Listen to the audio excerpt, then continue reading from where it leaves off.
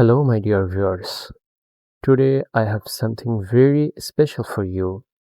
It's not just a story, it's a reminder, a mirror for all of us. So please stay with me and listen carefully. I believe you will feel something deep in your heart. Let me take you back to the time of the Prophet Muhammad sallallahu alaihi wasallam. The Muslims were still very few, weak, and oppressed. Then came the first big battle, the Battle of Badr. Do you know how many Muslims were there? Only 313. And the enemies?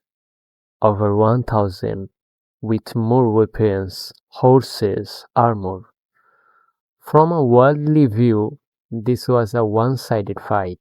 The Muslims had almost nothing, but they had something powerful, unshakable faith in Allah. Before the battle, the Prophet Muhammad ﷺ made intense dua all night. He raised his hands and cried, O Allah, if this small group is destroyed, there will be no one left to worship you. And Allah responded. He sent down angels to fight beside the believers. The Muslims didn't win because of power. They won because of taqwa, unity, and trust in Allah. Among them was a young Sahabi named Mu'adh ibn Amr radiallahu anhu. He was just a teenager, but he was the one who struck down Abu Jahl, the leader of the enemies.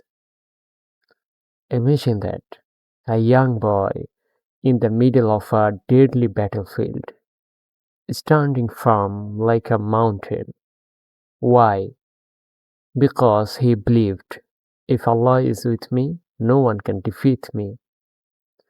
My dear brothers and sisters, this story is not just history, it's a message for all of us today.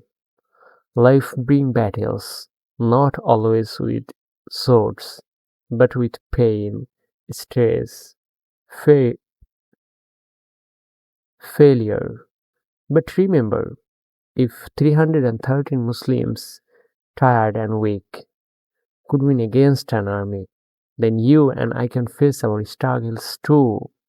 We just need faith, patience, and the will to never give up. Let's try from today, Insha'Allah, to face our own battles like the people of Badr, with strength, with unity, and with full trust in Allah.